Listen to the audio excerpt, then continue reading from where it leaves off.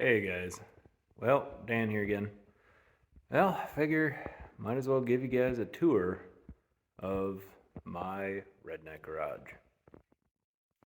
So, basically, everything I have is a project, and I pretty much got them all for little to nothing.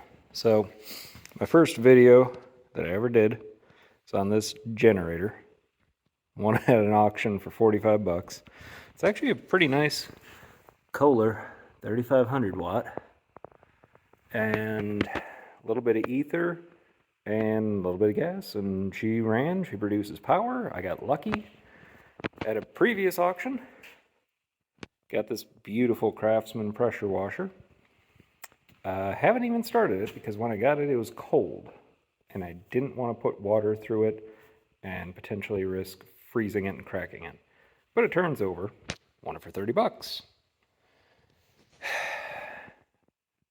And this is my eternal embarrassment with my wife. This is my 1991 L9000.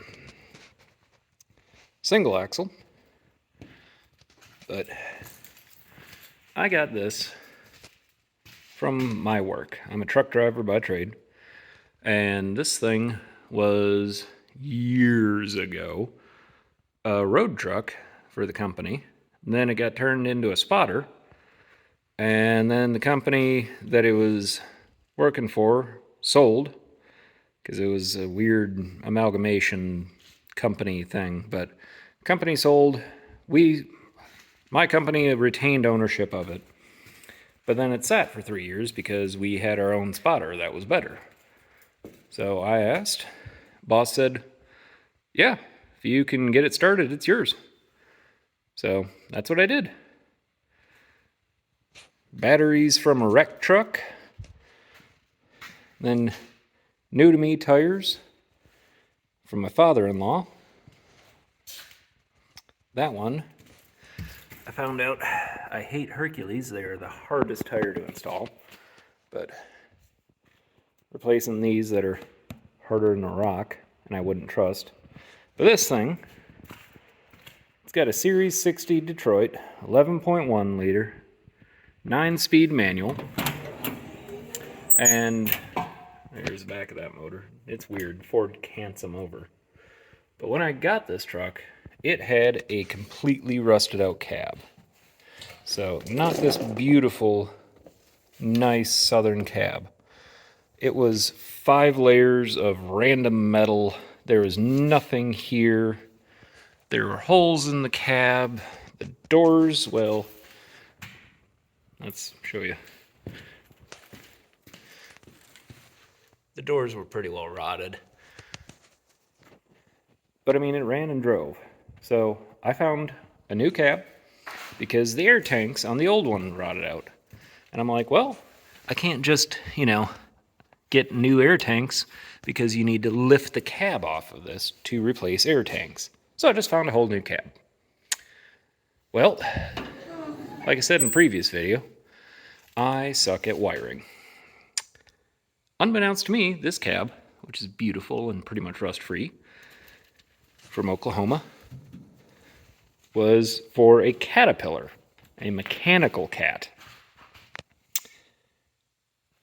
The 11.1 Series 60 is an electronic diesel. I need to rip out all the wiring in the dash and replace it with the old one, and I am too stupid to figure that out. So, swapping tires, getting good rollers on it, and I'm going to sell it. It's too much of a project, and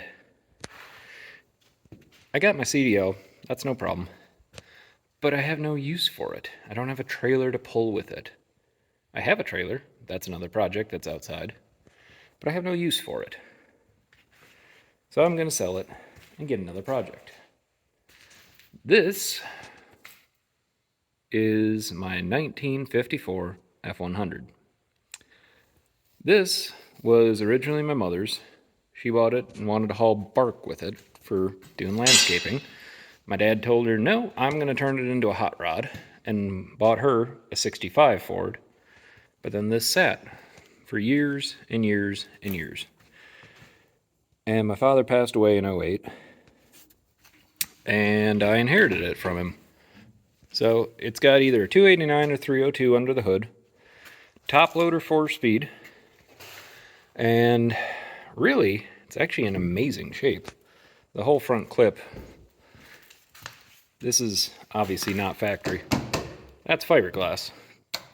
That's metal. But that's about the only real damage on this thing. But it needs new tires, needs a bumper, needs the interior, and it might just need a gas tank. But 60/40 seats that my dad was going to put in it, I'm going to put in it because they're comfy as heck. And then for the trucker touch, an old Eaton Fuller that's going to get cut off and welded to the stick. But I want to do this fairly right, so I know it runs. When I got it home a couple of years ago, filed the points, threw some gas in a jerry can, and she lit off and ran. This is my Honda V45 Magna. It runs. It just needs a battery. And had the battery, had a brand new one a couple of years ago, but it needs tires. I never put tires on it, the battery went bad, and now I start taking my dog with me to work. Well, my dog can't ride in this, so it's going to be sold. And then here, yeah, there's a mess everywhere. It's my '83 F-150. This was my pickup back in high school. I love this thing to death. This has been my longest running project. 300 inline 6 carbureted. That's a whole new gasket set that I've had for over a decade that I have yet to put in it.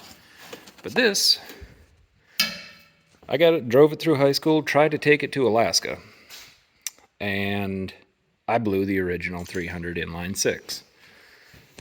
Found another one local, stabbed it in without having a clue of what I was doing, got it to halfway run, drove it down to the mechanic shop because it barely ran.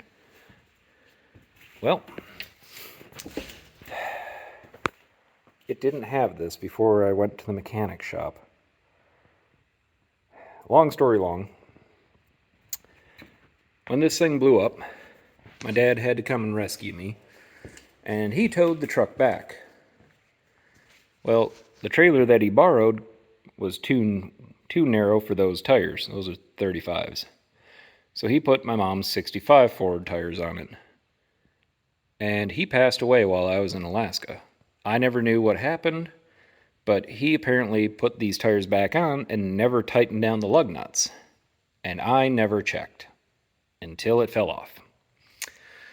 But this thing sat since 2009-ish, and sat at my mom's as a project.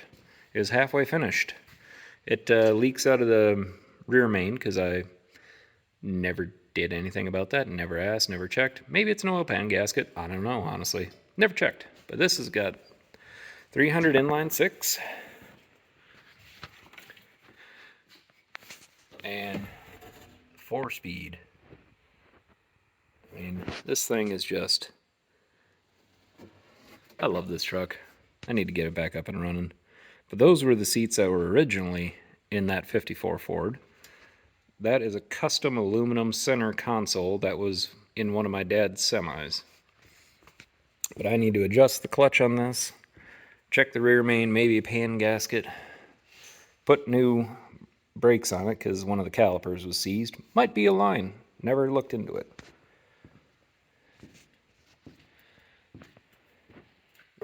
Yeah, I got a lot of stuff that needs doing and no time and no money to do it. And then I got a trailer outside. It's a 2-axle equipment trailer, car trailer. Got that from the buddy who used to live with me. And it needs a deck, it needs wiring, it needs axles. Well, figured that's a decent tour of Dan's Redneck Garage. It's always a mess. Come back next time.